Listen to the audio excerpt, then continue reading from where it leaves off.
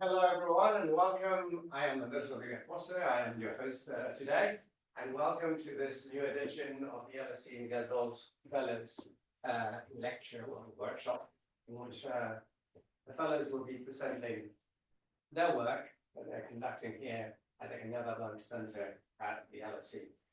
We have a packed schedule, 5 presentations coming from economics and finance, from law, and from sociology and economic geography.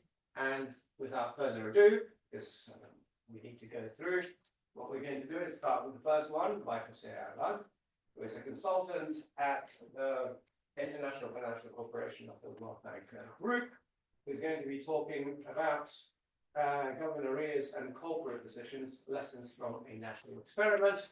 So you have 15 minutes, and the 15 minutes start now. Okay, thank you very much, Andres. Thank you very much, everyone. Okay, so I'm going to be presenting this paper, which is joint work with some other people. We get the work from ESADE, Vicente Puñal from here, and Rafael Zambrana from the University of Notre Dame. I'm going to, let's see, okay,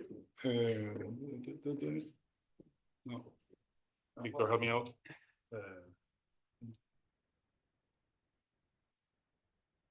I do that. Now should be working. No, okay. Okay, beautiful. I'm going to waste, hopefully not, but I'm going to spend actually the first 4 minutes working, talking about this setting, which I think is relevant. Otherwise, it's going to be difficult later on. So the setup is, the setting is actually Spain. During the period from 2008 to 2014, Spain went through 4 crises, major crises. One was the Great Financial Crisis, 2007-8, Europe's sovereign crisis from 2008 to 12, and 2 additional crises, local crisis, which was the Spanish real estate and banking crisis from 28 and 2014. What's important from this is that actually this had actually a massive impact actually on the fiscal position of the Spanish government, particularly at the subnational. So I can illustrate this point here. So this is actually data on the average payment delay. So how long it takes actually for the different sectors of the economy, private and public, actually to pay their suppliers. You can see that actually there is a deterioration over that period, which was actually particularly acute actually for the public sector, which is actually the gray column. Now, this actually was a massive issue, maybe to the headlines. This is actually a headline from the País, the most actually widely read newspaper in Spain. You can see healthcare in crisis as regions debt to suppliers reaches record. Essentially, regional governments were not playing actually pharma at the time, but this was not just actually a Spanish issue, which may sound as boring. This was actually a Southern European issue. No? This is the same data as before, but for Southern European countries. As you can see, the same pattern applies actually to the public sector in Spain, Italy, and Greece. Now, for the particular case of Spain, you can see here how actually the subnational governments in Spain, so regions and municipalities, accumulated arrears. This is actually unpaid bills, beyond actually the contractual maturity of around 28.4 billion. This is actually close to 3% of GDP. So it was actually meaningful.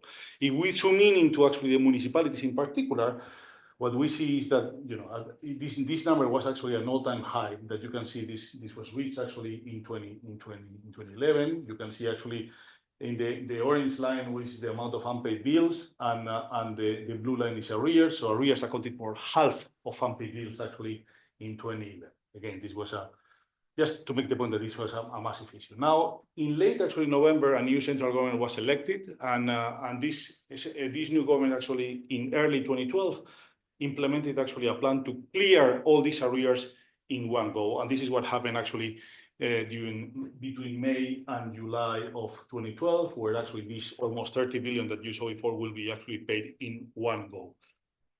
So this paper, so the motivation was actually this article from the Wall Street Journal. This was published in 2012, and you see they use the same data I used before. And they start actually making this point, is that suppliers in Spain are depleting their cash reserves, foregoing investments, and postponing payments to their own providers. So the paper is going to be precisely about testing whether actually this is actually happening or not. So we are going to try to answer 2 questions. First one is, how do firms respond to the payment of arrears across actually these 5 dimensions: investment, liquidity, leverage, supply chain, so spillover effects and procurement. And the second question is going to be whether the response actually depends actually on the firm's actually financial constraints. This paper is we are going to exploit actually a natural experiment. I will deal with this later. We are going to evaluate actually what's the impact of this cash injection of a significant meaningful actually size. We are going to report actually large effects, which I will explain. They are indicative of financial frictions, and find also heterogeneous effects across firms, depending on two factors, essentially. One is actually the size of the shock, and the other is the existence of financial constraints. We are contributing to three under-researched finance topics. One is three literature. Happy to discuss this at the end, but I will go quickly here. So the literature on public procurement. The second is the literature on arrears in particular. And finally, actually, the literature on factoring, about which there is virtually almost nothing, actually, either theoretical or empirical. Now, one more thing here, which is important just to know where we are, no? So this is actually what procurement with trade works, no? Or looks like, no? So we have actually a subnational government here, in this case, actually municipalities. We have actually a firm, which is actually the supplier. The supplier actually provides a good or service actually to the municipality. Municipality issues an invoice, which the firm but it will not pay straight away. It will take some time actually to pay. Now, the central government actually is guaranteeing explicitly or implicitly, and this is actually important. Under frictionless financial markets, one would expect that actually the accumulation of arrears for firms wouldn't matter, really, because actually firms should be able actually to use actually those invoices as collateral with banks. This is essentially actually what the factoring market worked. What happened in Spain at the time was that actually firms, this was not working. First banks were not accepting actually those invoices as collateral. So eventually what the government had to do is actually to breach essentially actually firms. So what the government did essentially is actually borrow directly actually from banks and pay directly actually the suppliers. No, this is what the supplier payment plan effectively was. So we are going to exploit actually this database, which is actually ECO's firm, is a firm level database, which includes actually the number of unpaid bills in arrears as of the end of actually 2011. There is also firm level characteristics and financials, and also actually whether actually, the number of contracts that these actually firms had with different actually local governments or regional governments in Spain, plus other actually fiscal data and news data. As I said before, we are going to follow a clean causal identification strategy that exploits a natural experiment. So what happened here essentially is that, as I said before, the government actually paid all these suppliers in full actually in the summer of 2012, but they overlooked. That means they forgot about some of them. No, this is the so-called Banco Mundial. So they suddenly, they implemented the plan. Suddenly they realized that they have forgotten about a subset of municipalities whose suppliers had not been paid. So these suppliers were only paid a year on the same terms, but a year later. So by definition, what you can see now is that we have actually a treatment group, which is going to be those firms paid actually in 2012, and a control group, which is going to be actually the firms paid in 2013, a year later. I will continue here. Okay, so this is how the two samples actually look like.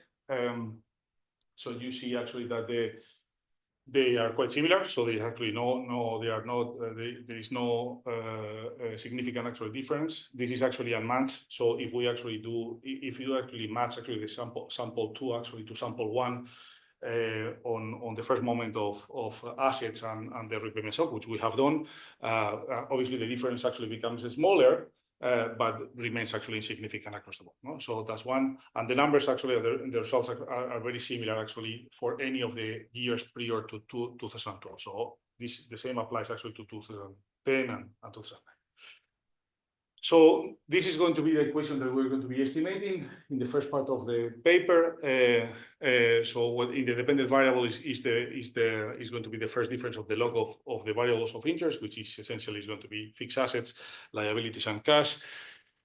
And in the dependent variables, and the independent variables is going to be phase 1, which is the dummy variable, takes value 1 for phase 1 firms and 0 for phase 2 firms, and post year, which is a dummy variable that takes actually value 1 for any year after the index, and value 0 for any year before the index. Essentially, what we are doing is comparing two things. We're comparing actually phase one firms versus phase two firms, pre and post the shock. We include also fixed effects, year, industry, and region, and obviously our coefficient of interest is going to be beta sub 12.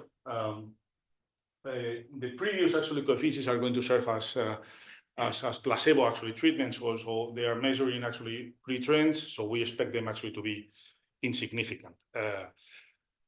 Okay, so this is the first set of results. This is what we get is what we were expecting, really. So we have actually coefficients insignificant until actually 2012. The coefficients are positive and significant. So the more so there is actually a positive effect on investment and also on liquidity growth. Now there is one issue here, which is in here we are measuring actually an overall effect. So essentially, one would think that the larger the shock, the larger the coefficient. But here we are not actually controlling or actually measuring actually any. We're not including actually the size of the shock. So this is what we are going to do next. So we split actually a sample depending on the size of shock between less than 1% of assets, between 1 and 5, between 5 and 10, and over 10, and we replicate actually. We run actually the regression, and what we find first for investment is that actually you see the relation of investment. So the investment is actually rises monotonically on the size of the shock. So the larger the shock, the larger actually the impact of investment. For leverage, actually, what we find is that this is only significant is negative. So when you get actually this amount of liquidity, actually you use it to repay debt. So that's the reason this number is negative. But only actually when the shock is actually largest, and on liquidity. So when you get the cash, actually you part of that actually at least actually to increase actually your cash position, your savings. Is actually also rises and is also monotonically actually with the shock, similarly to what happened with investment. So we have already partially results here, So after repayment of arrears, those firms that have the largest amount of those arrears increase investment, reduce leverage, and increase actually their cash position.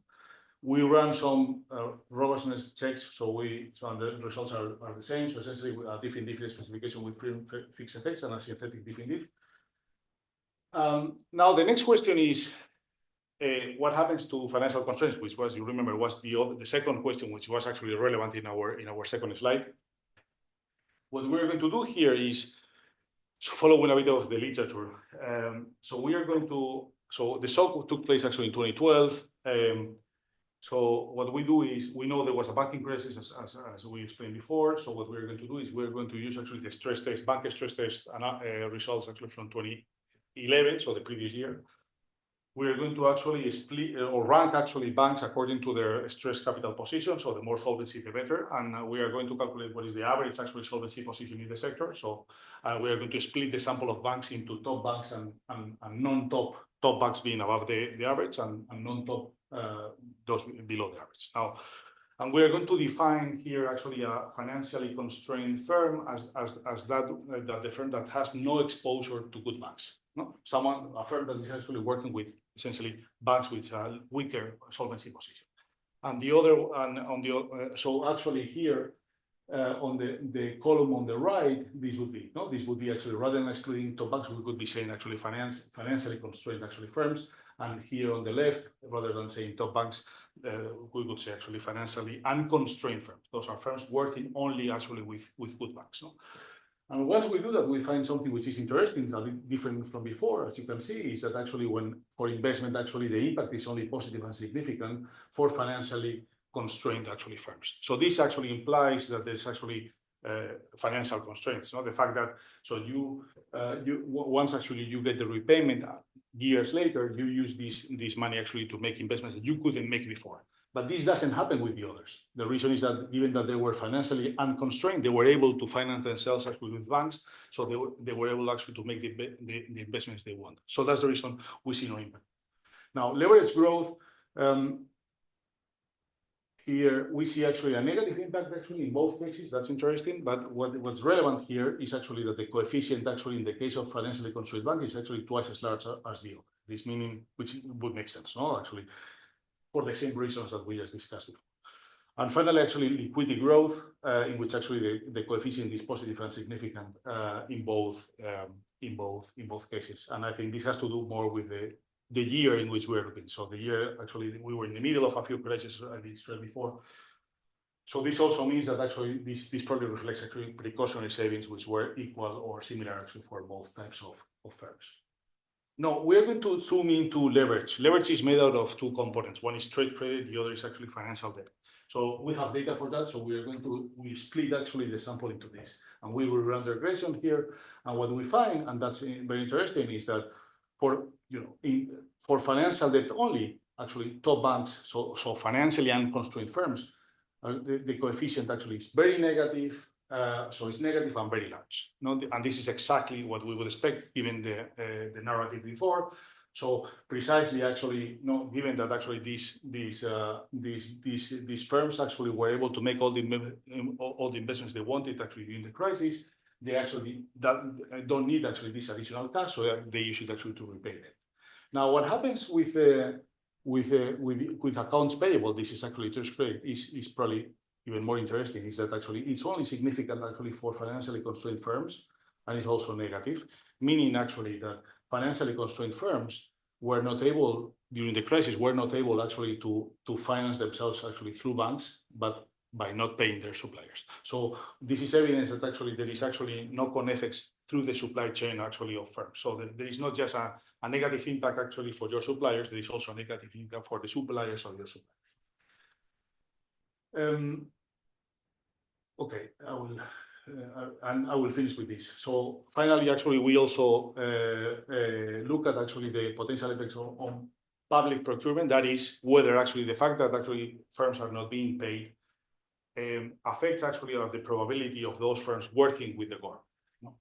And we find that actually that's actually the case. So the probability, so I will not happy to go into methodology, but actually, so we find actually the probability of working for those firms to which money is being owed. So there's a 22% probability lower of working with that government that actually is not paying. And also for even, in the case of those instances in which actually the firm is working with that particular government, the size of the contract is 3% lower, and this number is also significant. So there is clearly, a reduction in the exposure of the government to that the firm to that particular government. So I will finish here. So conclusions. So we measure in the paper how the repayment of government arrears affects corporate decisions.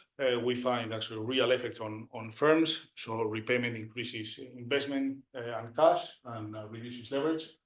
The effect is heterogeneous across the size of arrears as well as across financial constraints. Unconstrained firms repay financial debt. Constrained firms increase actually investment and repay their suppliers. They repay trade credit. And finally, actually, firms reduce procurement with the governments that owe them payments. So finally, I think the conclusion is that government arrears are indeed costly to firms, and in the case of in this particular setting, despite implicit actually guarantees by the central bank. So that's it. Thank you very much. I'm happy to take any questions. Thank you very much, Jose. Any questions coming from the audience? I have a question, but I'm not an expert on this topic, and actually I don't have too much experience with past experiments. But I have a question about the design of the experiment. So I assume that there is no reason to overlook these municipalities. Are the big municipalities with political power overlooked? So the story is interesting because I was the chief economist of ICO at the time of this, so I participated in the design. So part of the error was mine. So the story was as follows. So this was really so there was a new government appointed. We were in the middle of a huge crisis. So pressure was brutal on government to do something. Now, so the idea was actually, okay, let's identify actually what are what the government did essentially is actually to identify the municipalities and regional governments, comunidades autónomas. And at some point, actually, once actually the plan was implemented, actually some other guys started complaining, and those were the mancomunidades. Mancomunidades are groupings of municipalities that they aggregate actually to, finance actually water services, this type of things. No, and they said, okay, you forgot about us, and we did, and the government did. So that was the story. It was proper overlook. It was a mistake due to actually the speed at which the policy was being implemented. The overlook was random? No, completely random. Yeah. Victor? Yeah, my question is more on, I don't know what kind of information you have on the firms. Yes. Actually suffering this, because you haven't talked of any of the characteristics for firms, because I would expect for them to be affected differently according to the sector they belong to, or something like that. No, we do control for sector here. But exploiting that. Exploiting the differences. Okay. No, we haven't done it. But it's a good idea. Okay. Yeah. No, I was going to say there's something that actually there's some things we cannot do because of missing data. So most of these corporates in Spain actually there's actually missing. So when you talk about we have the most extensive data set on this. So in terms of most comprehensive data on balance sheet and everything. But what happens in Spain with so many SMEs is that actually many items in the balance sheet are missing. So actually those items, so investment leverage, actually those are. So we try to do, for example, with employment and this type of thing, which is also cool, but not enough data. Lots of missing values. I'm adding to your question, but yeah, we will do. Yeah, why not? We will do actually sector analysis. Let's see. Okay. Any other questions? So for me, it's not my area, but nevertheless very interesting, Jose, and very relevant. I was going to ask the same question. Does it affect firms in the same way? Because it should affect much more new firms in sectors where you have much more dependent on cash flow and high investments, and younger firms more than more established firms. Good point. So that's something that you can do, and you can do relatively easily. Yes. Two questions that are, in my opinion, in order to understand what you're doing better. Yes. You are comparing firms that had debts with the municipalities, and the ones that were overlooked, that were the ones that had debts with the mancomunidades. That's right. But you have different types of firms. And first, yes, they cannot be the same. You probably have many more firms, and you said that they were more or less. Yeah. The mancomunidades in Spain are few, and they don't have a lot of money, whereas municipalities, they have a lot of money, and they're a lot. Yes. So the total number of actually corporate suppliers was 135,000 more or less. Out of which we had data for half of that because of missing values elsewhere. So that's one. That's phase one firms. Phase two firms is 1,800, out of which we have data for half of that. And then we keep only those that do not repeat. So we exclude those that already participated actually in phase one, and there is some. And this is actually the comparison we make here. So when you look at actually phase two, those are, I think, 600 actually firms, and literally 65,000 in phase one. But they still even so, yeah. So 600 here and 35 and 65,000. And still, actually, what we find is actually they are not that. I mean, they are quite similar. And any year we have in the paper actually this for 11, 10, 9, and this is unmatched. But we also have using actually what is entropy balancing matching. So entropy balancing matching on two variables. We've done it on their SOC and on assets, which we think is relevant because you control for the size of the company and the size of the SOC. And obviously the difference becomes smaller, but remains actually insignificant. So yes, I think we also do in the robustness that we do. So we do a difference actually with firms fixed effects. But what we are trying to do essentially is comparing each firm, the evolution of each firm individually. So. And yeah, I think you partially answered my next question, which is there would be firms that do deals with municipalities, and there would be those that do with mancomunidades, and there would be a lot of them that do it with both. Yes. So probably you have excluded those and put it in the second phase, the ones that are doing. Second phase, only the ones that work with mancomunidades are not in phase one. So just to I'm giving. So And what about the firms that don't work with the public sector? they are not here. They are not here. Would you not be interested to compare them as well? It's a good idea. So we pulled that. We never, to be frank, we never exploited actually these days. We pulled actually a random sample of around 200,000 corporates because in Spain there is actually 1.1+ million corporates. So this is not even 100,000. So we put actually a random sample of 200,000. We never exploited. So we put, yeah. Okay, well, thank you very much. Just one thing before I always say something about presentation style. When you get a pointer, Yes. the pointer is to give you freedom. So there's no need to hide behind the desk. When you're hiding behind the desk, it's an indication that's saying, yeah, you have something to hide or you're not comfortable.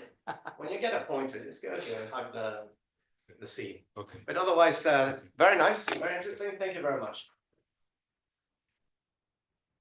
Without further ado, we go to Anna. So Anna Lleó-Bono, who is a PhD candidate with economics at the University of Cambridge, and who loves the Cañada-Blanch Centre, and is going to come and talk about work collaboration with unequal productivity and experimental study. So today we're going, I suppose, about national experiments. And is it going to be about picking oranges today? Or? No, not this time. Not the same. All right. Yeah, so this one is actually an online experiment. So it's more a theoretical model about social values and the role in collaboration.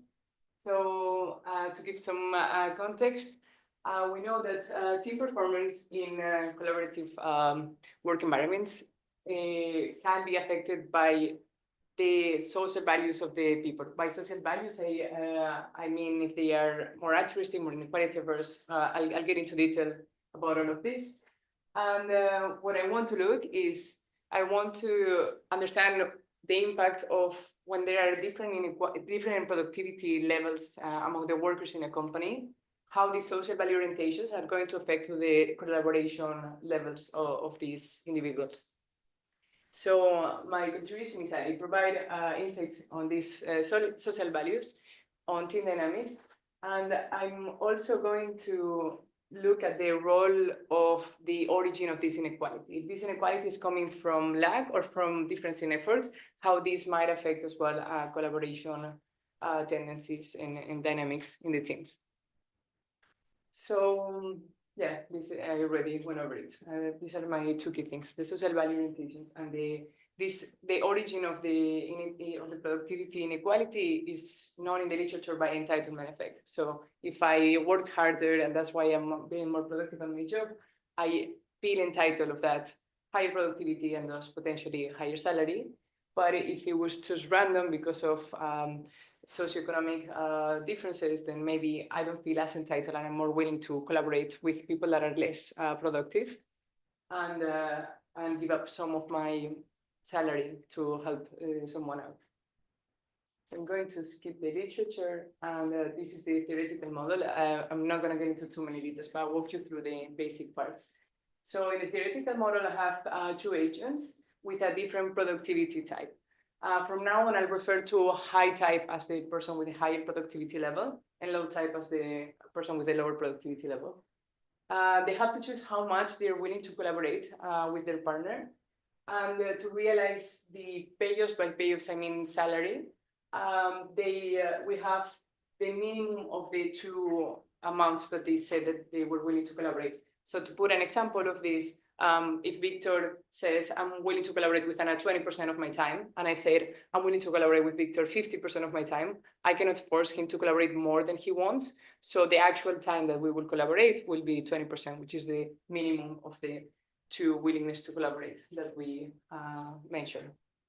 So the salary of the workers, we have half of what we produce together. A is the amount of time we're collaborating. So the function F is just how much we're producing together, and it depends on the two productivities. And then 1 minus A is the amount of time I work on myself. So the amount of time I'm not collaborating is the amount of time I'm working by myself. So depending on how much time I'm working by myself and my productivity type, G is what I'm producing by myself. So these are the utilities that I'm testing. So The first one is self-interested preferences. So this utility is just my salary, and that's it. Altruistic preferences, I care about my salary and a little bit about the other person's salary to degree alpha. Alpha is how altruistic I am. And inequality averse, I don't care exactly about the other person. I care more about the difference between salaries. So I care about my salary, and I get less utility. So I'm less happy if our salaries are very different. And this is to run the experiment. I need to give a specific form to the two functions that I mentioned earlier. And these ones are the ones that I chose, and I explained to the people participating in the experiment. So we have the amount of time I collaborate with a square root to explain this diminishing returns to scale. This in economics is referring to, basically, it's just to show that at the beginning we can learn a lot from each other, but as time goes by, maybe we don't learn as much from each other. So the salary increases more. We are more productive at the beginning of our time collaborating than towards the end. This is what I mean by diminishing returns. And then the function f, as I mentioned, is divided by 2. So the two productivity types divided by 2 is just the average. It was easy to explain to the participants as well. And I'm going to skip the actual results, and I'm going to put them into words. So I get two theoretical hypotheses from this. The first one is on the high type agents. They will increase their amount of collaboration if they are more altruistic or more inequality averse. And with the low types, there's a fun finding that I will show later that I actually find it. I was not sure if I was going to find it with real people, but I did to some degree. So with the low type agents, if they are altruistic, they actually reduce how much time they want to collaborate. Because if I'm less productive than Victor, I'm using just an example all the time, sorry. If I'm less productive than Victor and we get paired together, I don't want him to lose salary because of me. So I care about his salary, and I know he can get a higher salary working by himself more time. So I will actually reduce how much time we'll collaborate, even though it's not profitable for me. But if I'm inequality averse, I'm going to increase how much time I want to collaborate to reduce this salary gap that our different productivity levels are taking us to. In terms of some remarks, the second one is showing this low type altruistic behavior that I'm finding. But what I see is that even though I'm going to reduce how much time I want to collaborate, I need to be very, very, very altruistic in order to choose an amount of collaboration than my higher productivity colleague. So only with very high degrees of altruism, it's actually putting a challenge on collaboration, even though maybe the other partner is willing to help a lot of productivity peer. And in terms of remark 3, what I wanted to note is that altruist and inequality aversion, sometimes in the literature, they get put together. And I show that in my model, for high productivity agents, if alpha, we standardize it over 1 minus alpha, we find the same line for high types, for altruist and inequality aversions. But for the low productivity people, we have this divergence in the behavior. So to the experiment, I have 2 parts. The first one, I do some attention checks. I ask them for availability for the second phase, for the main experiment, because I need a lot of people at the same time in order to pair them with different people in every round. Some demographic questions, and I check for I do a test to know if they are altruistic, self-interested. So this is the social value orientation that I get is obtained 2 weeks before the actual main experiment. So I want to test as well if there are some consistencies between what they showed that they were in the first part and their behavior in the second part. In the second part, I have an effort task for the treatment group. So I have a control group and a treatment group.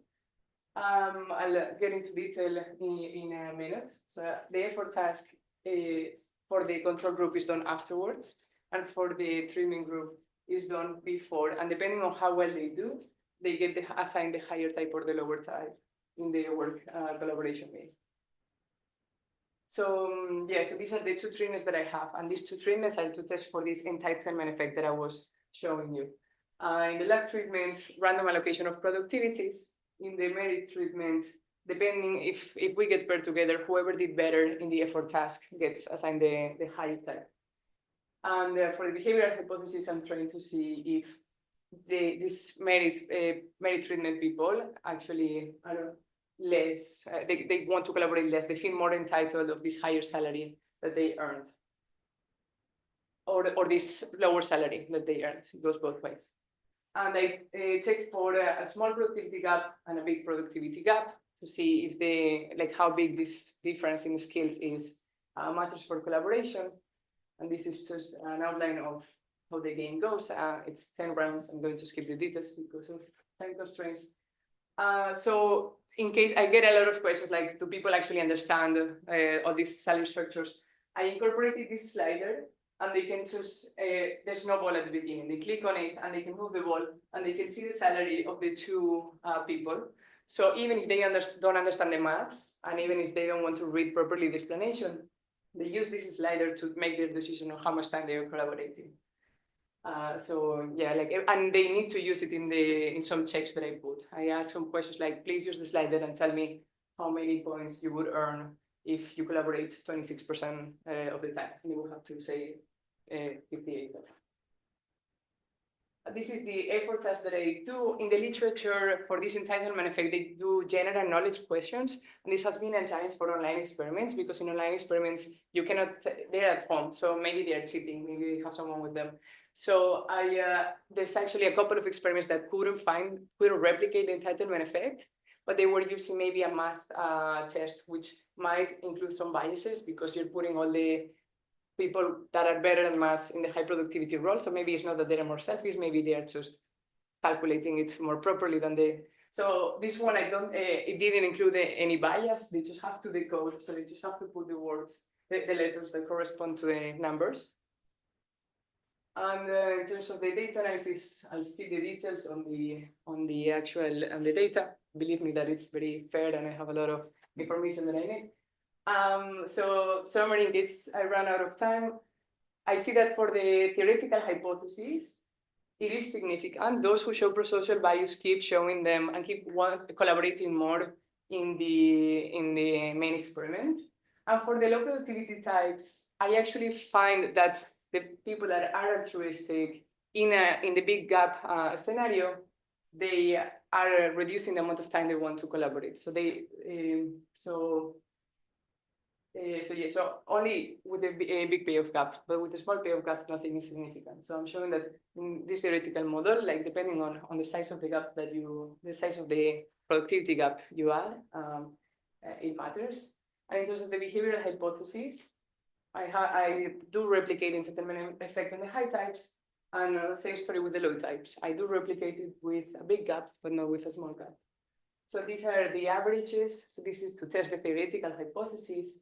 1 is selfish, 2 is inequality averse, 3 is altruistic. We see that it's mainly driven by the altruistic people more than inequality averse, but there's only 12% of observations that are inequality averse. So it's more in the regressors that I'm not going to show. I actually put them two together so that it's more balanced test. But yes, we do see all of these differences are significant in the high types, and they're significantly lower for the low type for the altruistic people. This one, even though it's slightly lower, it's not significant. So this is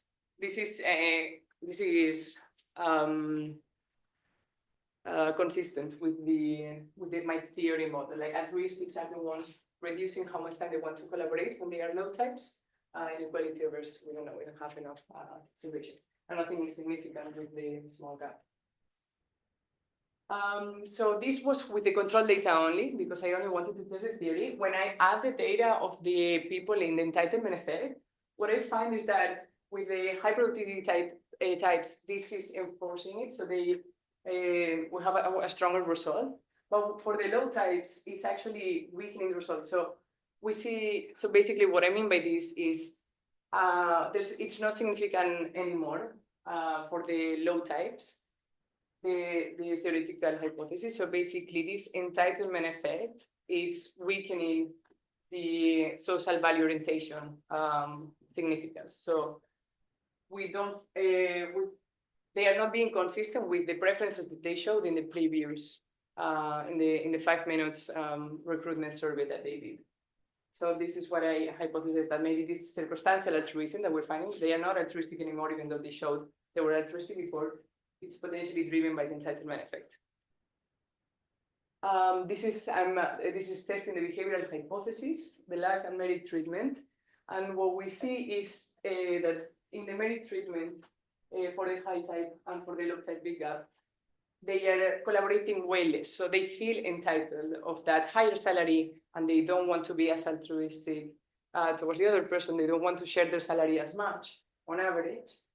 And same here, surprisingly, like people that did the effort task and got paired with someone and got assigned a lower productivity, they actually are like, oh, okay, they did better. They deserve that higher salary. I'm not going to demand more collaboration because they earned the higher salary. What's the difference between the graphs? Because you have, in theory, two graphs are exactly the same, although the bars are different. What you put in on the axis. Say again? Yeah. So the No, sorry. No, I just misread my mistake. oh, okay. For the two first ones, yeah, the difference is similar, but it's higher for the small data. And the red one is the self-peace level. So they are all collaborating a bit more than the optimal self-peace level. Although I find a lot of people that are choosing the exact self-peace level payoff when they choose the collaboration. So this is, I won't get into too much detail, but yeah, this is with all of the data. So this is what I was showing before. This coefficient here, it was significant when I'm looking only at the control data, but it's not significant anymore. So the social value orientation they showed before, they are consistent with that social value they showed if they are the high productivity person, but not when they are the low productivity person, driven by the merit, the entitlement effect. And in terms of the treatment effect, all of those who got randomly assigned the productivity type collaborate more, except the non-significant case of the small gap. So I'll skip the evolution states. And in terms of some practical implications, so this is providing evidence that when there's inequality in the productivity levels, where that inequality comes from matters. So if it's effort-based, it might reduce cooperation. And in general, social value orientations are important, are significant in explaining collaborative patterns. So this can help design environments that align incentives are recognizing these inequality sources and this social value orientation to foster collaboration and production. And this I really explained, but yeah, the key takeaway is that this origin of the productivity and can help decrease the collaborative environments and those enhance the team performance.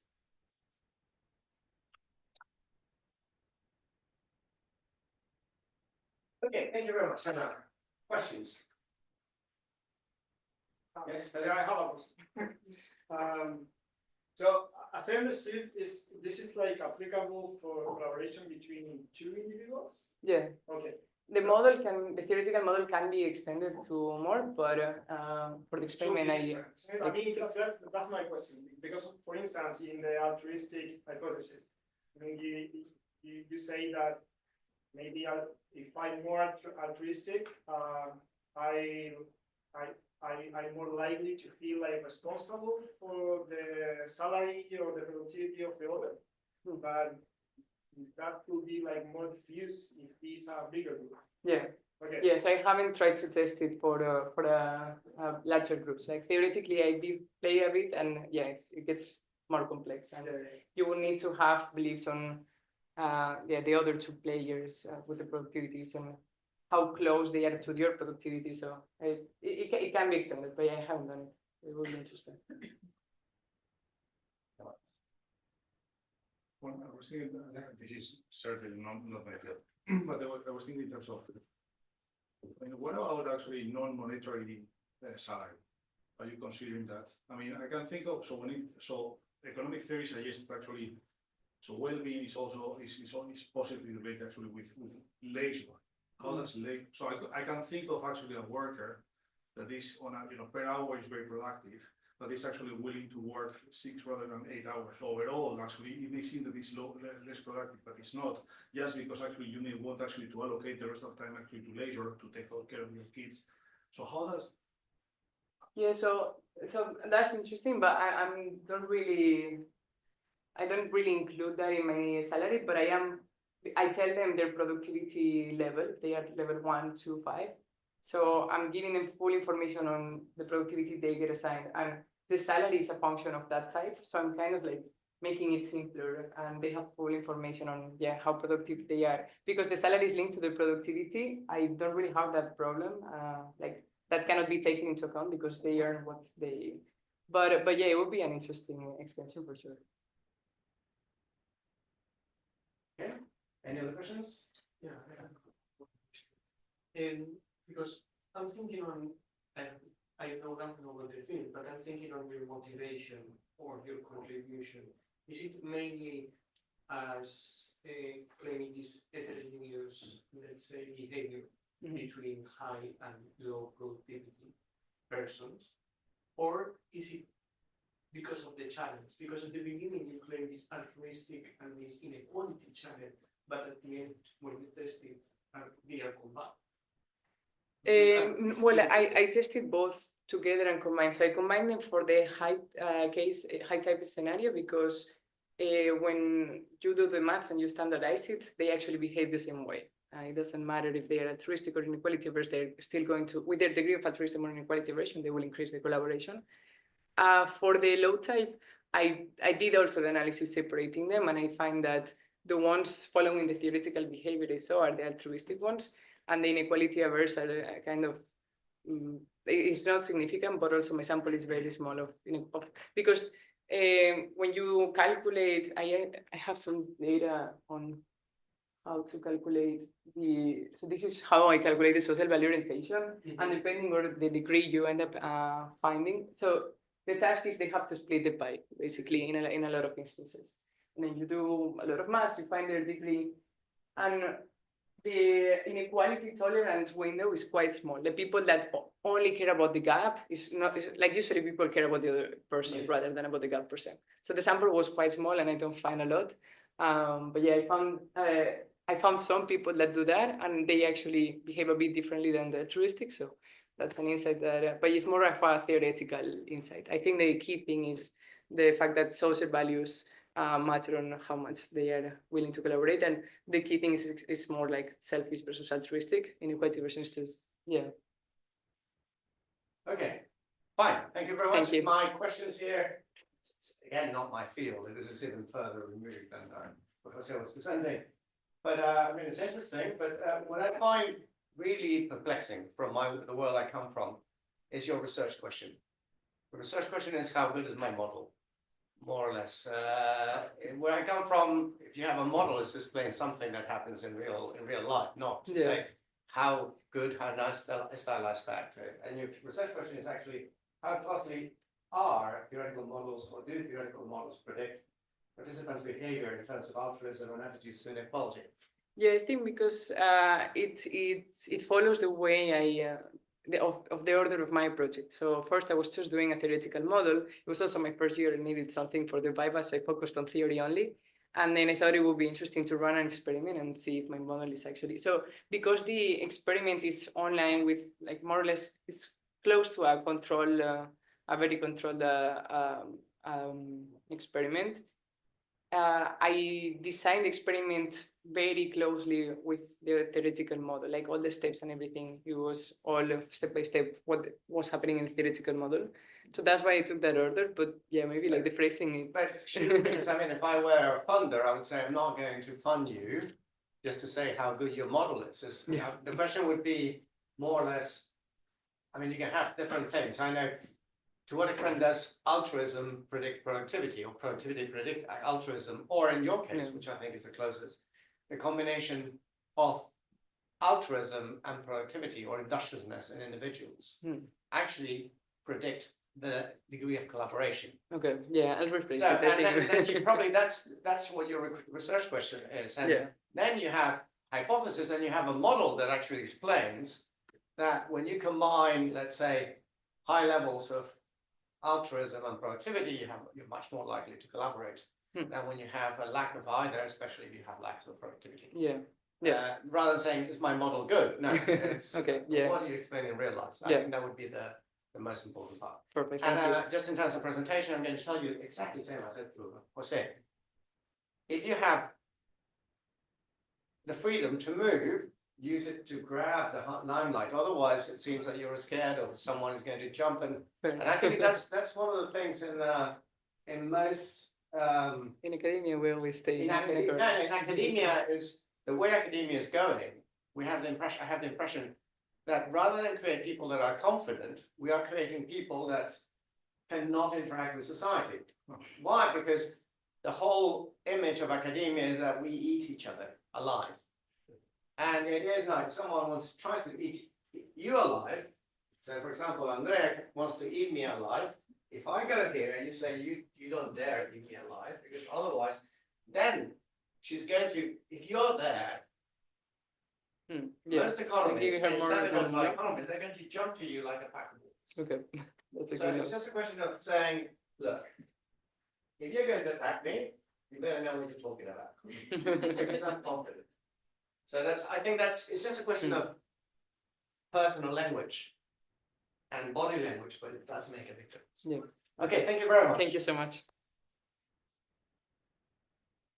And now we switch and we move on to law. And we have our resident lawyer, Rosa Pilar Mendes, who is also the winner of the Cañada-Blanch Prize this year, who is at the University of Valencia doing a PhD and is going to do a presentation about judicial claims for removal of illegal content under the DSA. Okay, so good afternoon. I am Rosa Pilar Mendes, and first of all, I would like to thank the Cañada-Blanch Foundation because of the research that I'm doing here. And yeah, I have to say that I'm starting my PhD and I'm in an initial stage. So yeah, basically my PhD is going to be entitled as the Digital Services Act from a private international law perspective. Of course, today I'm going only to focus in a part of the PhD, which is the one I've been researching on during 6 months. And basically it's a single provision of the Digital Services Act, which is Article 9, referring to the orders to act against illegal content on the environment of the internet. So to do so, the first thing I'm going to do is to explain what's the DSA or Digital Services Act and what does it mean to analyze it from a private international law perspective. And then I will move on and I will focus on this single provision, which is Article 9. As we all know, well, the first question is why was the DSA created? And as we all know, the European Union's main objective since the beginning has been the economic and resulting in the creation of the European single market. So in that context, when the internet came into use, the European legislator enacted the e-commerce directive in order to ensure the free trade via the internet among the different member states. But since then, the regulation of the internet has mainly remained unchanged in Europe. So, on the contrary, we all have witnessed that the internet has undergone a profound evolution. And as far as we are concerned, one of the effects of this evolution has been the creation and the consolidation of different online platforms such as Facebook, Twitter, Instagram, or TikTok. In the absence of regulation, all these online platforms have just been self-regulating, and that has led to different risks for digital users, such as dark patterns, disinformation, illegal content, etc. And this situation has recently worried the European legislator because it can create mistrust among the European citizens, and therefore it can hinder the strengthening of the European single market. So in this context, the European legislator has enacted a new regulation, which is this DSA that entered into force in 2022, but became fully applicable this February in 2020. The main objective of the regulation is mainly to achieve an online environment which is safe, predictable, and trusted, and in which all the fundamental rights are effectively protected, as you can see in the Article 1. So to do so, basically, the DSA imposes new duties and obligations to the providers of intermediary services and creates different mechanisms in order to ensure their compliance. So let's take one step at a time. The providers of intermediary services are basically the ones to which the DSA applies, and that includes transmission, caching, and hosting services, such as online platforms, online marketplaces, search engines, app stores, etc. As I said, the DSA imposes to them different due diligence obligations, which are aimed basically at protecting digital users against online platforms, and they are related to content moderation, recommendation systems, publicity, transparency, etc. And then, in order to ensure the fulfillment of those obligations, the DSA foresees different mechanisms of control and supervision, which include either public or private. But I won't go on just because of time. So, having explained what's the DSA about, even briefly, now I have to say what does it mean to analyze it from a private international law perspective. For all those who doesn't know, private international law is a part of law which is activated when we are facing a cross-border private legal relationship, and that includes international marriages, international contracts, etc. So, when we are facing one of these cross-border situations, the private international law is not going to give the substantive law of the relationship, which could be still in charge of civil, commercial, or family law. On the contrary, the private international law is in charge of determining the answer for 3 different questions that arise when different jurisdictions are involved. And these questions are: first, which is the competent court in case of a dispute and with which territorial scope it would solve it? Then, which is the applicable law to the cross-border relationship? And finally, in the case that we have the national judgment or the national document, we have to see how to enforce it in foreign countries. So, under the framework of the DSA, we can find many cross-border situations that raise all those private international law questions, and precisely these are the ones that my PhD tries to tackle. In this case, I'm going to present only one of these situations, which is the Article 9 that I referred before, that regulates the orders to act against illegal content. And the first thing I have to say is that these orders already existed prior to the DSA, but the regulation was purely national. So having 27 different regulations in the European Union led to different problems that now the DSA tries to solve. So what I'm going to do is to first present the situation before the DSA to explain what these orders are and which problems they raise from a private international law point of view. And then I will move on to the new situation introduced by the DSA to see how it changes and how it tries to tackle all those problems. So let's go with the situation before the DSA. As we know, many people who upload illegal content to the internet do so anonymously so that the victims cannot sue them requesting the removal of the content. So in order to ensure effective protection in these situations, all the national regulations in the European Union allow the victims to sue directly the platforms through which the content has been published. And in this way, the courts can force the online platforms in order to remove the content. So these are the orders that are regulated in Article 9, and basically, and in my own words, they could be defined as judicial orders issued against providers of intermediary services, which normally are online platforms, to restrict access to unlawful content, which is not authored by the platform but by a third. And what happens is that in many cases, these orders have cross-border implications. So therefore, we have to answer the private international law questions to which I referred before. Here, in order to understand the functioning of the orders and the private international law questions, I brought a real example that I think that clearly clarifies the situation before the DSA from a private international law point of view. What happened was that we had this website that published an article about Mrs. Eva Klevnish, that was a member of the Austrian parliament. And what happened is that in 2016, April, an unknown user reposted this article, adding a comment on her and calling her, among other things, miserable, corrupt idiot, or fascist. So as the author of the content was unknown, if Mrs. Eva Klavenich wanted the content to be removed, she had the choice only to sue the platform, I mean Facebook. And indeed, that was what she did. So in this case, we have the plaintiff, Mrs. Eva Klavenich, and the defendant, Facebook, and both are domiciled in different member states in the European Union. So we have a cross-border situation, and we have to solve the private international questions. First, we need to determine which is going to be the competent court to issue the order to remove the content and with which territorial scope it can do so.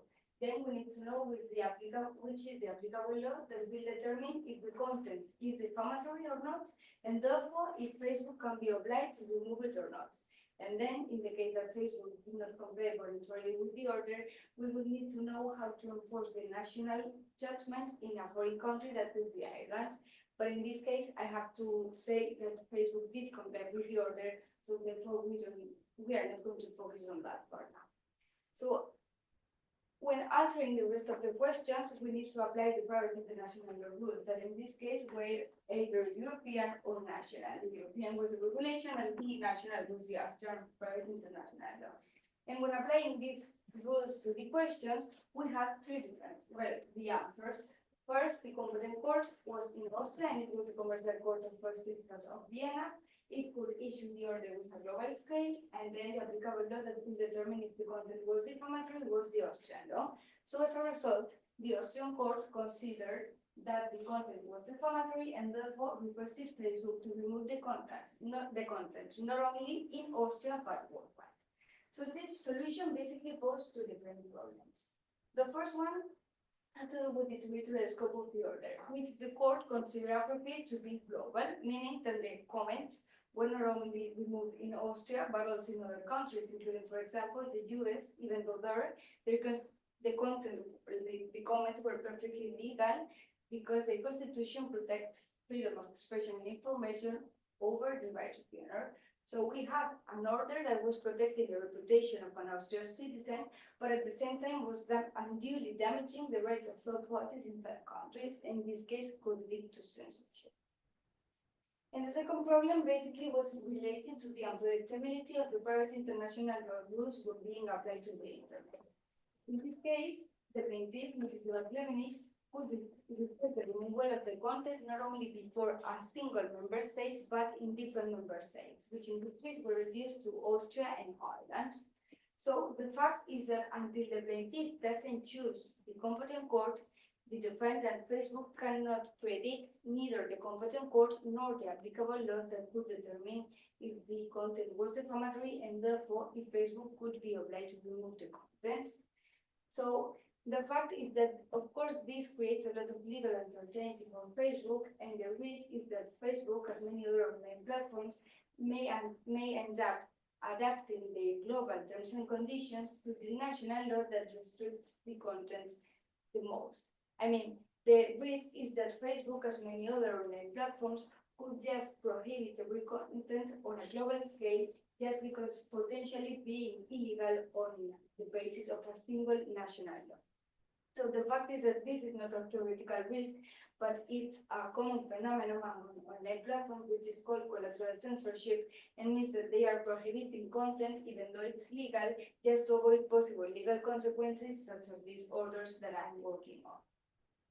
So to sum up, the problem of the orders before the DSA was basically that we have that or by a court or by a platform decision, the national standards of the law that were protecting the right to honor, in this case, the most, were being extended globally, even though they could be unduly damaging the rights of third parties. How does the DSA face with this situation? The first thing I have to point out is basically that the instrument is fully aware of the problematic, as explained in recital 31, that states that the DSA needs to facilitate the compliance of the cross-border orders without unduly affecting the rights of third parties.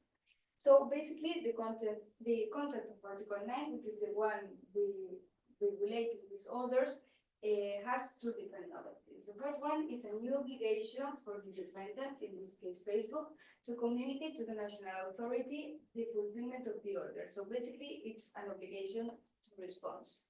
And then the second novelty is related to the individual scope of the order, and basically means that it cannot go beyond what is necessary to achieve its objective.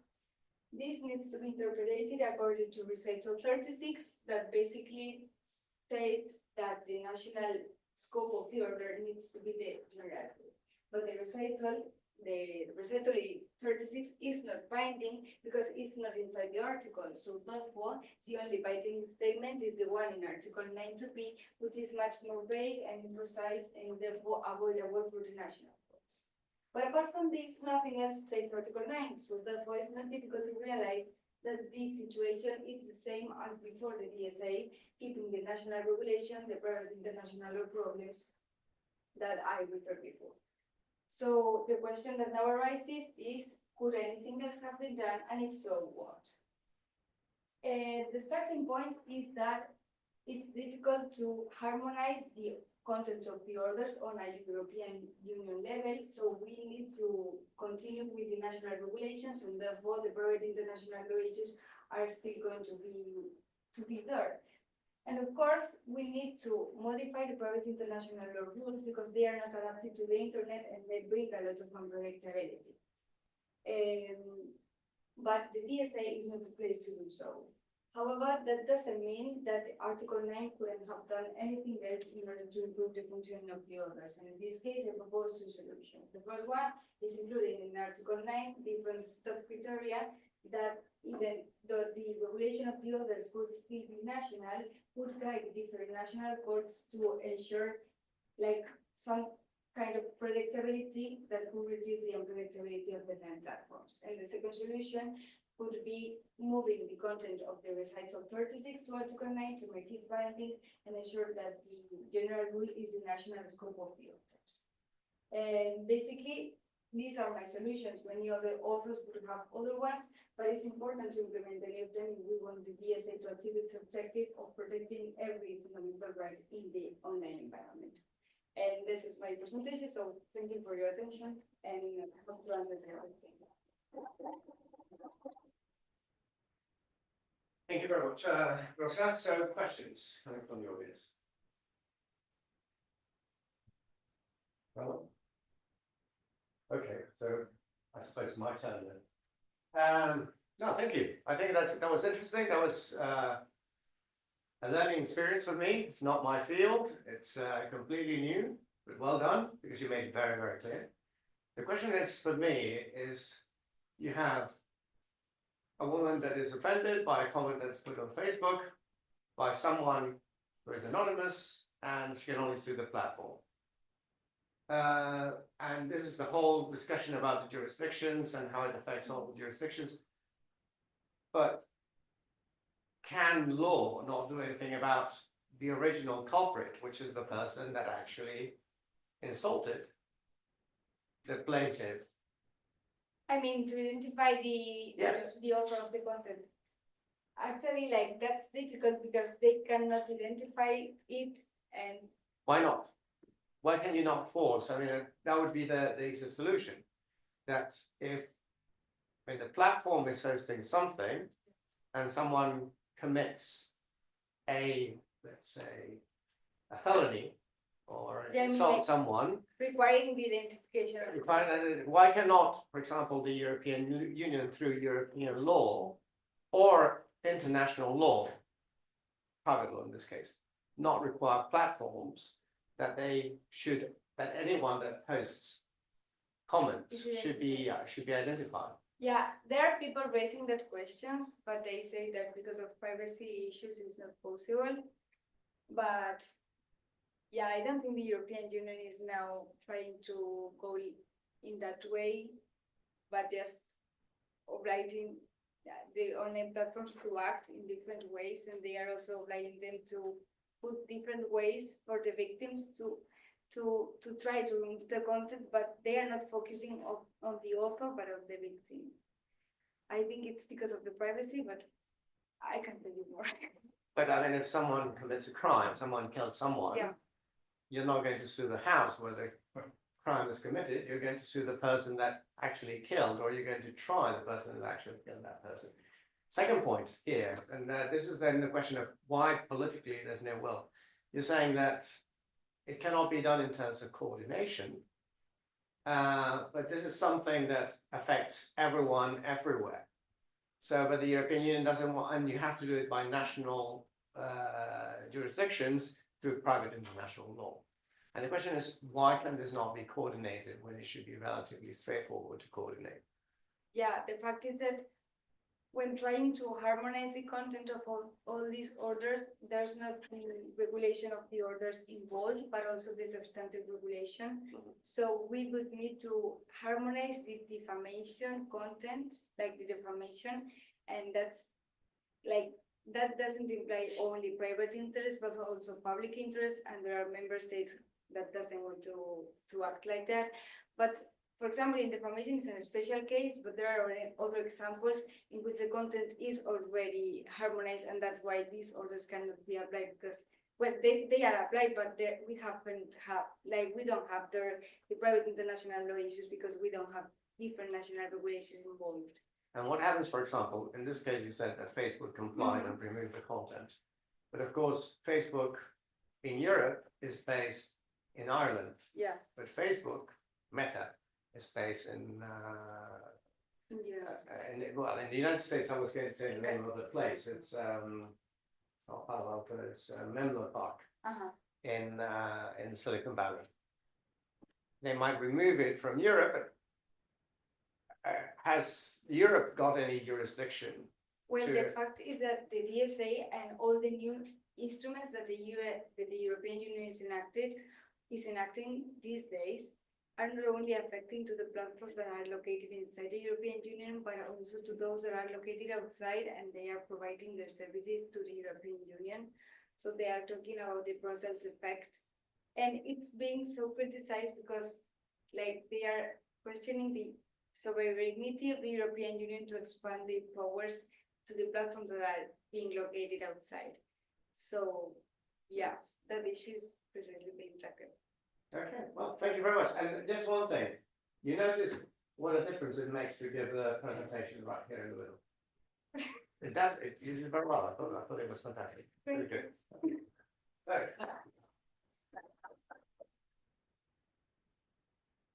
Next, now we move from law to sociology and economic geography. And it's Léa Damian, who is from the University of Alessandro Ion Pusa at the University of Liège, but also at the Côte d'Azur University at the University of Nice in France. You're going to be talking about a European overview with an emphasis on Romania's educational landscape. So the floor is yours. Thank you so much, and thank you for the opportunity for being here for the second time. I will start with the introduction. Why did I choose education? I chose because it's a driver of individual income growth, has impact in economic growth, and also on the reconversion of local economies. I'm sorry. And more recent, from the Education at Glance, report of the OECD, it highlights that Romania spends the lowest percentage on primary and tertiary education, and it has the lowest share of adult population that have at least one parent with higher education. It's around 20%. Okay, I'll talk a little bit about Green's national assessment because I'll talk about that later. So I want to give the context. So this is an assessment that I take them every year to thematics on Romanian language and literature and maths, and plus one additional thematic for the national minorities, and focus more on memorization and ability to remember a large amount of information rather than critical thinking or creative thinking. And why it's important, why it's so important, this exam, because it's a prerequisite for high school enrollment. So students can get the grades from 1 to 10, 1 is the minimum and 10 is the maximum. So I just shift a little bit from the research question to the result because in this case math makes more sense. So I try to see how is the role of the education and the whole economic system, let's say. So this summer I did some with my PhD supervisor. We did some principal component analysis where we took nine variables. Among them, there were two variables regarding the education. The first one was the share of graduates from the total of enrollment population and the student teacher ratio.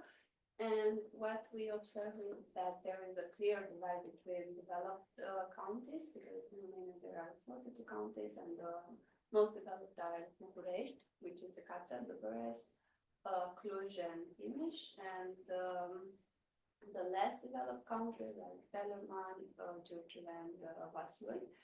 And developed countries tend to have a higher share of graduates and better educational resources, when less developed areas struggle with higher student-teacher ratio and lower graduate rates. And that's why I try to go further to make a more in-depth analysis. So I was looking how the greatest national assessment in Romanian language and literature evolved in over the 4 years from 2019 to 2022. And what the main findings in this way was that the eastern and southern counties show a slower progress, indicating a persistent gaps in educational resources and opportunities. And there is a very interesting case of the pandemic here, because being so challenging, the subjects were quite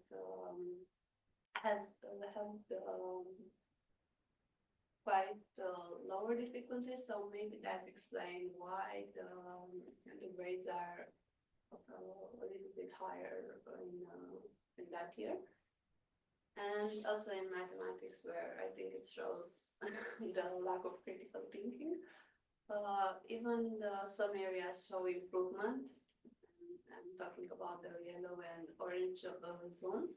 The changes are not uniformly distributed, so there are still a lot of clusters or areas where the results are really low. And I think that there's a need to change the learning paradigm and to adopt more effective curriculums. And that's why I came here to the research question, because it's more like a planned research than research that I'm doing in the present. And the question I'm trying to respond is what determines the performance of students in school. So why I'm thinking this is important, because we're talking about the importance of education and human capital formation.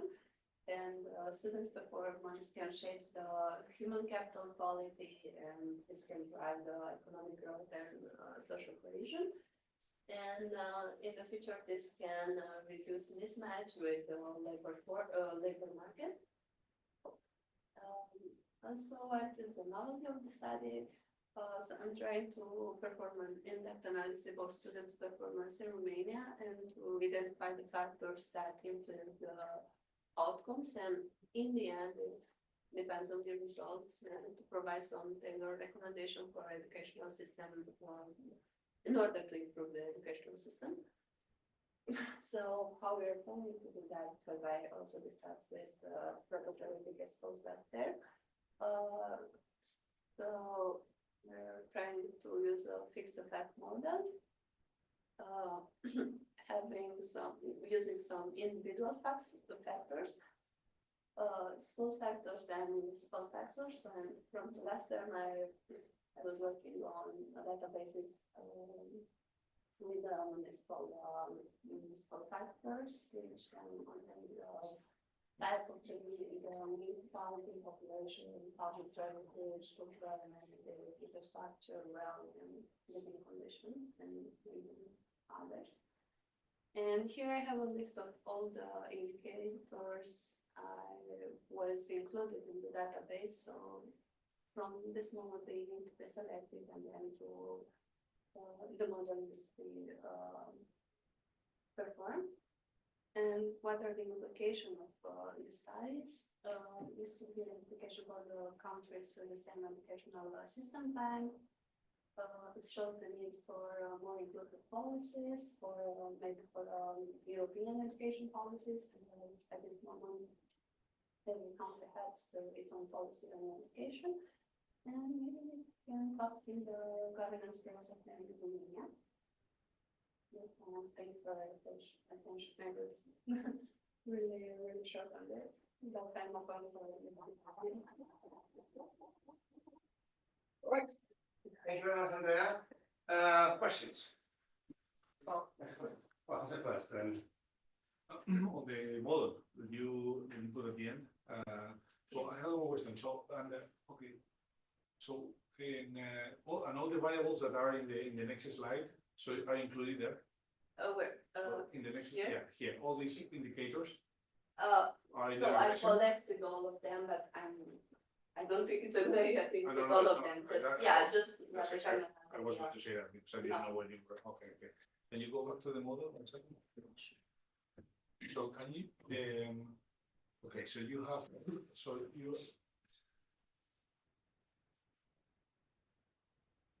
the issue here is that, so how do you deal with endogeneity here now? Because I mean, so this is an endogenous regression, no? And so you cannot claim causality here, no? On the independent factors actually causing the dependent variables. So how do you deal? So how do you deal with that? Well, this is not what you want to do. I want to do that, but I think I need to start working and just to see how to with all the things. At the moment, I don't know how to use it. There is related to this because this, so that's tricky, and so so there is actually this emerging literature actually suggesting actually that so essentially actually your parents actually determine actually your outcomes. I mean, so how do you control for that? Because that's actually relevant for do you control for that? Maybe just using some data from the sensors, but you cannot know which responses from, I mean, how the students' parents have response to the sensors. So those are the questions. I think I would say that on that model that deal with endogeneity is going to be tricky. So try to find a way. So I think it's actually some quasi-natural experiment, or I mean, I don't know if you have data for that. Maybe not. If not, that's okay. I mean, sometimes. And the other is actually try to control also for among the controls you need to control for the educational status of the parents. Or I mean.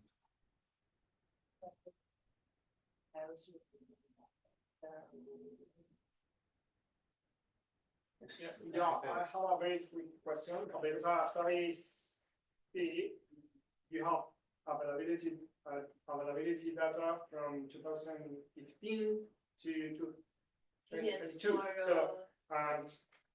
So my question is about the pandemic, because you didn't mention the pandemic. At least in my country, the pandemic had a very big impact in the performance of the students. So I don't know what's happening It's happening now. 1 year. In Romania? So for Yeah, but you didn't include the pandemic in your model. So maybe you should like figure out how to include this, because I know that you put the year's effects maybe and this kind of stuff, but that maybe there's that there are other options, to include that in, which is very big, I assume. Yeah.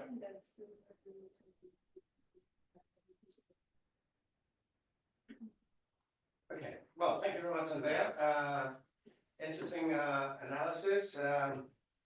And you're going to look at results in Romanian language, and you're going to look at results in mathematics. There's a lot of difference in Romanian language, so you have a lot of places that do well in Romanian languages, other areas or the schools in other municipalities don't do well, which very often coincide with minorities. So you have the whole of Transylvania, where you have a significant large Hungarian minority, where that's going to cover everything, or you're going to be controlling for that, but nevertheless, it's something. Why not just focus on language? Not just on Romanian language, so any type of language, so or the language of the school, because there would be Hungarian schools, there would be very few German schools, and there would be also Romanian schools, and you have the results in, for example, Hungarian. This is because of the lack of data, because from that database, I have the results for Romanian language, and I have the results for the net mother tongue for native language, but the database does not precise exactly which language is that. Okay. So I know that student is from a minority, but I don't know from which. Now, when we spoke last year, the first thing I asked is, do you have the background of the parents, both economic and cultural? That's difficult. But the good idea is that you have the 3 dimensions, but you have to be careful about including 2 dimensions that are the same in 2. So for example, you have, is it a rural or an urban school, and then is it a rural or an urban municipality? The municipality is going to be urban or rural, the school would be as a result of that the municipality. But it might be interesting to look at the aggregate scores of a school in the past. For example, has a school traditionally performed well, or hasn't it performed well? So, and you said that you already have the data for the municipalities, but you haven't shown us any results. You haven't done anything yet, or no, I just didn't know it together because it's quite hard to obtain that data. So we have 42 counties. When you want to download the database, you need to go individually on each one and $2 for each indicator for the 2 databases and then to put them together. So I download all, but I need to put them together. And then in terms of language, there's a significant variation across Romania. In terms of mathematics, everyone fails. So, and it's universal. It's blue across the whole, I mean, blue being bad. Yeah, In they fact, are getting during the pandemic, 5. During the pandemic, it gets better. So it gets better. Maybe it's better not to send your children to school because they perform better during the pandemic. How are you going to actually explain this lack of difference when you have relatively limited variation?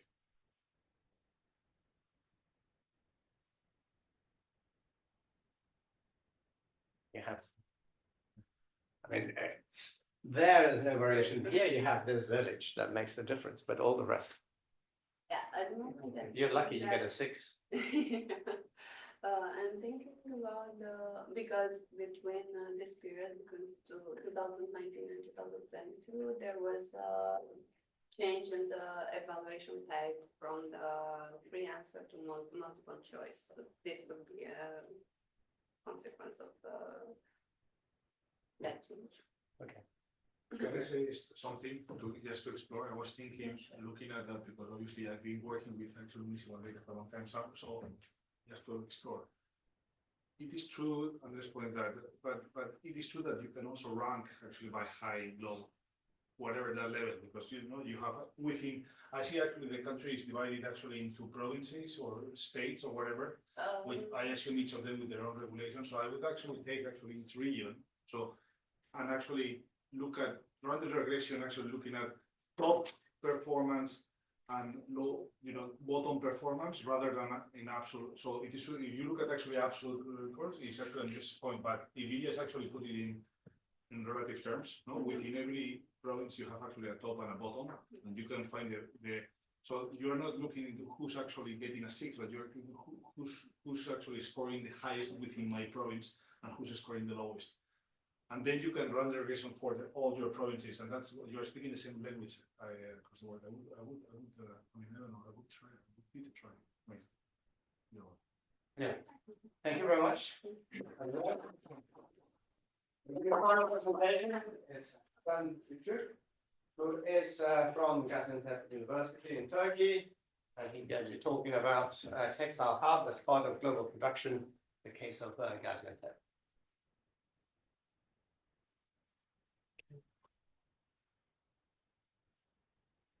Hello, hello again.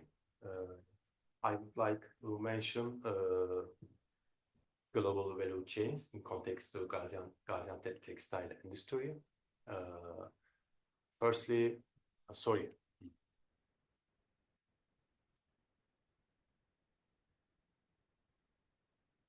The aim of the study is to analyze the effects the value chains in the developmental in Gaziantep as a part of global production in global south.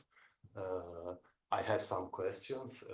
I wonder that how do major trade firms control over their local suppliers in the textile value chains, and how local suppliers are articulated to global market, and global value chains actually lead to this decentralization of power among firms, and how are the chains affected inequalities and traditions among firm or countries, and like these developmental questions.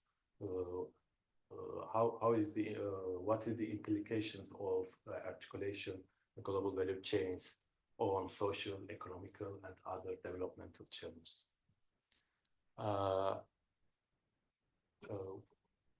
Firstly, I mentioned my methodology. My study is based on literature, developmental subjects, dependence theory, modernization theory, but today I will not mention these boring subjects. And secondly, some statistic data, but actually my study is based on qualitative methodology. Qualitative methodology, as you know, obtain in-depth information from actors.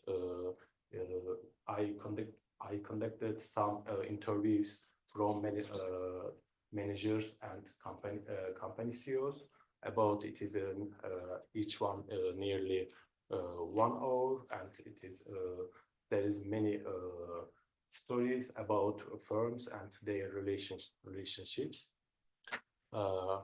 Now I mentioned briefly textile sector because for background, and textile sector is overgeneralized concept. Generally, people confuse textile and garment industry, but firstly, it is important that textile is not the same garment industry. It is a different. This sector has different features. For example, textile manufacturing process, spinning and weaving stage is so capital intensive, but garments manufacturing stage in the chase is so labor intensive sector. These different stages includes different features, but my research focused on capital intensive stage, spinning and weaving, because my study field is concentrated on these areas, these stages. And global textile value chains profits derived from is intangible activities. It means design, sales, marketing, and financial service. So compared to production, it is a typically small curve. Production activities took less value in the value share, but other activities, services, and marketing and design R&D and logistics is more more useful in taking value. And textile production is subjected the special shift since 1970s because with the, as you know, 1970s economic crisis, decreased profit and inflation. Many developed countries oriented towards service sectors like finance, but in this period, many production facilities and diverted to global south like this Turkey, China, and other Asian countries. And today's so it is so rapid. Today's top textile exporters in China is still leader position of textile and textile raw materials like polyester export. And Turkey is fourth rank in textile export. It has customized like niche products by importing raw materials. And top garment exporters in data 2032, China is still leader, but some countries, Bangladesh and Vietnam, increase their share market because it is maybe a trade wars and pandemic process and other factors. And now a picture of Turkey and Gaziantep economy, and I will draw a picture of these regions.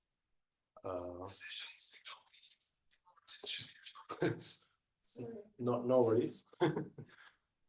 In Turkey, new industrial regions emerge after 1980 because Turkey adapted in the 1980s development and accumulation project based on export land, such as many developing countries. However, this period led to some structural problems. Structural dependence on production on foreign source, cases chronic balance payment deficits.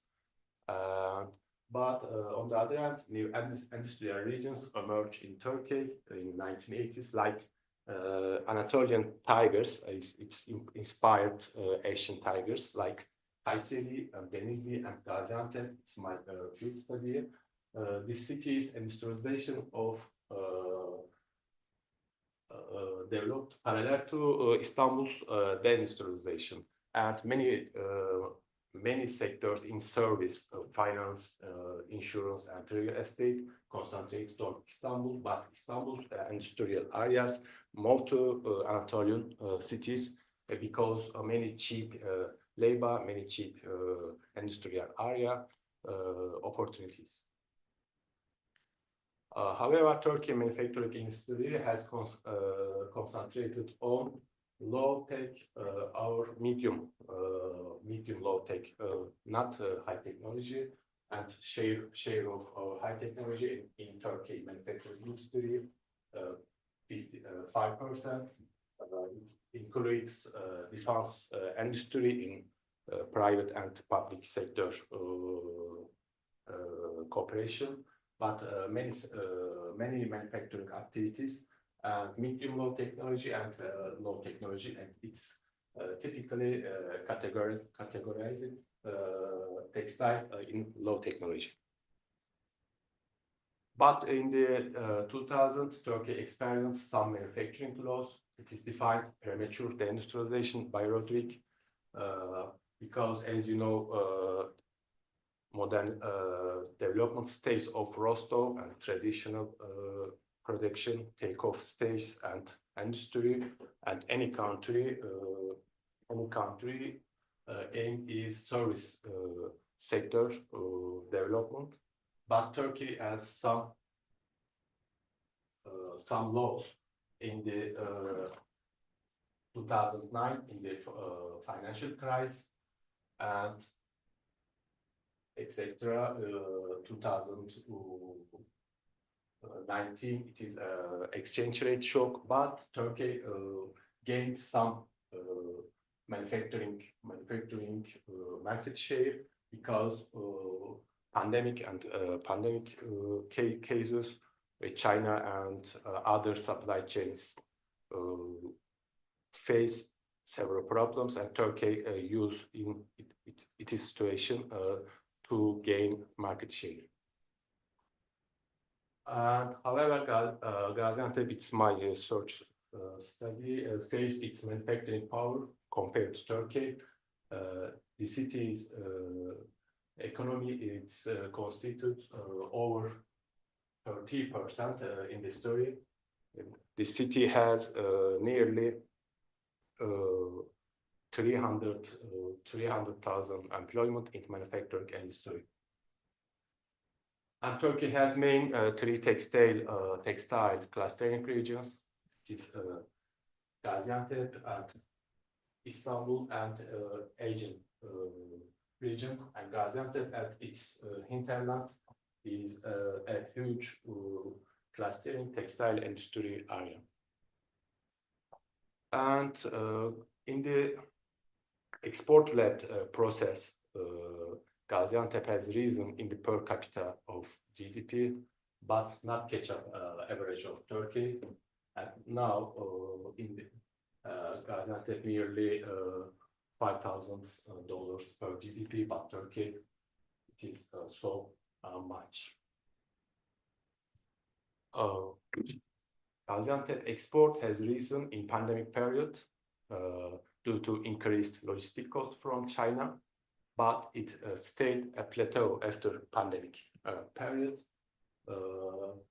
If logistics costs increased, Gaziantep is used the factor to improve its export to Europe because it is a location and it is location advantage. And like this, Gaziantep is today nearly $10 billion export. It is constitutes many sub-textile branches, carpet, garment, and textile. Other several foods, it's a big one. It includes pasta and wheats, other grains, and etc. I mentioned that interviewed in the field, but it is unfinished study. But my some early findings. Our samples have constituted three kinds of sub-brands of textile, and yarn and fabric manufacturers, carpet manufacturer, and technical textiles. It means non-woven fabrics. It's used in pad, wet wipes, and other hygienic products.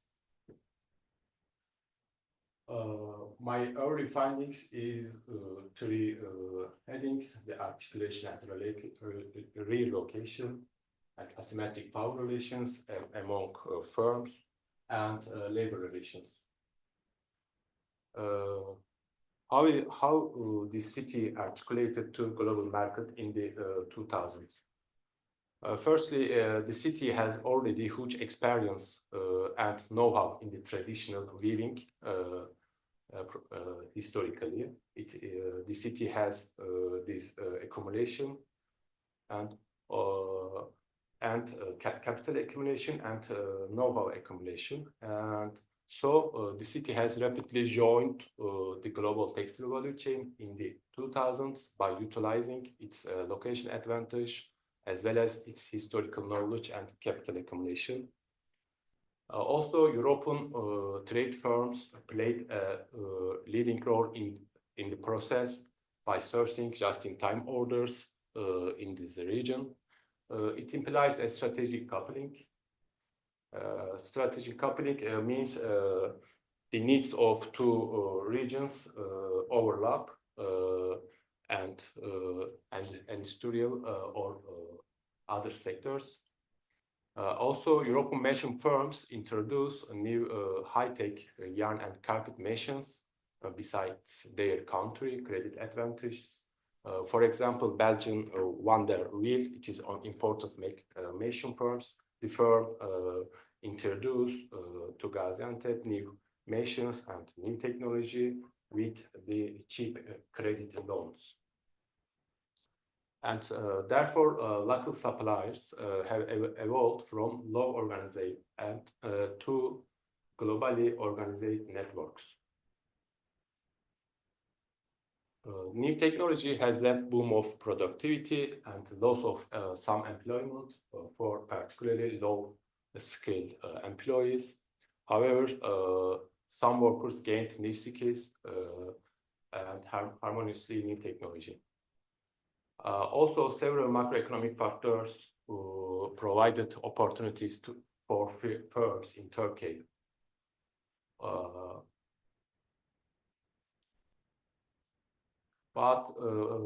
However, local firms have used high-tech textile and carpet machines, but it doesn't mean technological transfer. They are far from and upgrading in terms of technological learning. Moreover, it implies technological and financial dependence for firms. And this process, relocation, two kinds, and globally, the production of textile and carpets from Western countries to Asian countries. In our case, from Belgium and such as from Belgium to Turkey, textile production moved in this process. Locally, local firms moved from traditional areas or huge agricultural areas by transforming them into industrial areas. And nowadays, there is a. You have to. Okay. Okay, sorry. And this is a new relocation process because the city experienced some challenges about macroeconomic change, and many firms try to find new strategies. Like this new strategy, the city has planned upgrade by using other cheaper countries against loss of market share, but it includes know-how transfer risks. Triangle manufacturing means global firms order local large textile firms from Turkey, but Turkey firms manufacturing in third-party offshore countries, Egypt, Morocco. Many firms try to new model.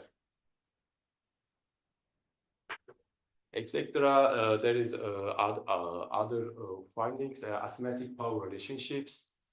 Many firms mentioned global firms' patronage position against local firms. Firstly, global major firms put on pressure locals through audits. These controls include social, technical, and environmental standards.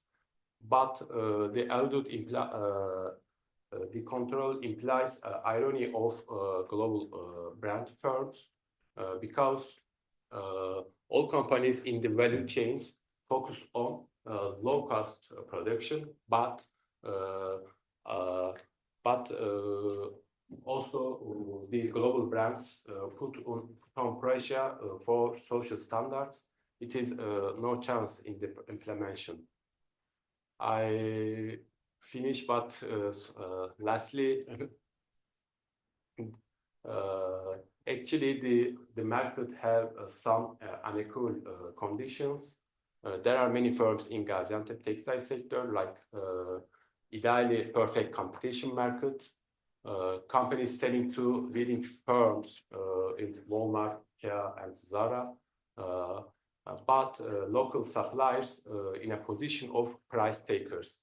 There is no bargaining power. But on the other hand, global leading firms are in a monopolistic position, again, local producers. Therefore, they are the global brands like these price settlers. And I skip this one, is control and reproduction labor condition. It is a big problem. And my study is continue the new subject headings. Green transformation and sustainability. It is a big subject for local firms and local competition and institutional context and developmental outcomes. Thank you so much.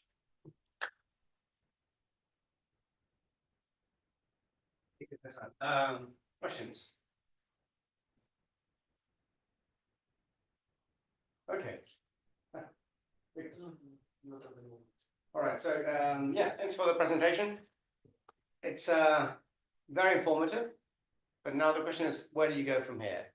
So, and my advice would be to start thinking about questions, research questions. So, what is it that you're interested about? What's happening in Gaziantep? Is it its position in the global, let's say, value chain of the textile sector?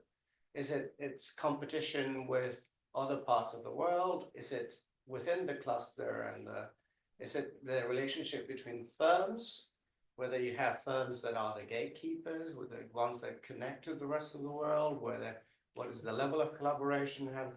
You have to try to articulate your research from having an overview into saying, what is it that is, what are the challenges for Gaziantep? What are the main issues that you want to address? And if you can articulate into research questions, you can make it into viable research projects. At the moment, it's a big narrative, but you need to focus a bit more on specific issues. Okay. Thank you. Yes.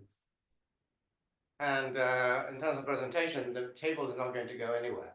So it's it is confidential. it's a question of confidence. So just move in. I mean, the table. Yeah. You just move your hand. You were moving your body all the time, You're right. with the exception of the arm that stood stuck with it. You actually removed it twice during your presentation. But yeah, it's a question that once you get into this, you are in front of the audience, but nevertheless, the audience is not going to bite.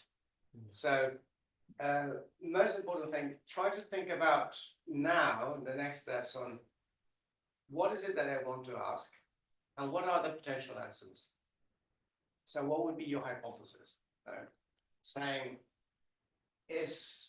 one question would be, why is Gaziantep remaining competitive? Or what is challenging the competitiveness of Gaziantep?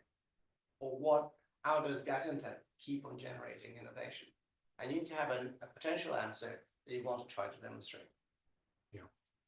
And that would move you from the more descriptive into the more analytical part of the research. Okay. Okay. Okay. I will concentrate this subject. Okay. Thank you very much. You're welcome. Good. Thank you very much for coming. It was great that you all did the presentations. For those of you online, just remember to follow us on LinkedIn, on Twitter, on any other social media that we might migrate to in the future. There are some changes. And looking forward, and just keep up with all the new announcements that we'll have of the events that will take place either this time, but most likely we have a long list of events coming next year, unfortunately for you. Yeah, and looking forward to seeing you in the rest of the term. So, and now let's go and celebrate. Thank you.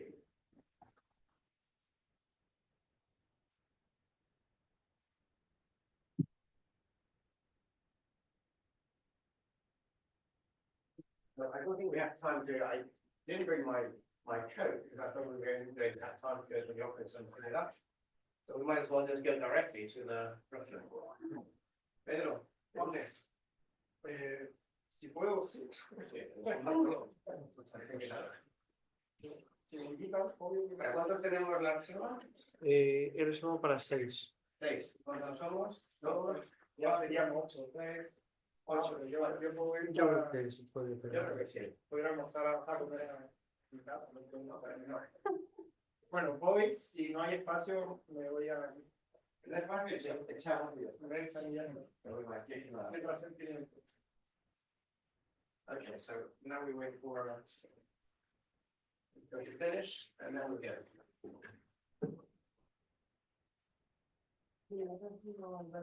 Vale, sí, ¿va a haber experiencia?